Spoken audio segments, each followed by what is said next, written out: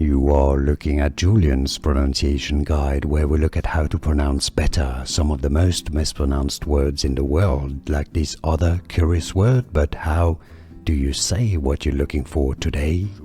We are looking at how to say 75, the number, but in French. We'll be looking at how to say more useful French vocabulary as well, so make sure to stay tuned to the channel to learn more. So this is how you spell it. And it's pronounced as soixante, soixante. Yes, it's not an X sound, but more like an S sound, soixante, meaning 60, quinze, meaning 15. Soixante-quinze is how you say 75, soixante-quinze, so you're effectively saying 60, 15, because of course 75 is 60 plus 15. I know it's a bit silly, but that's how it is. Soixante-quinze. Soixante-quinze is how you say 75 in French, and now you know.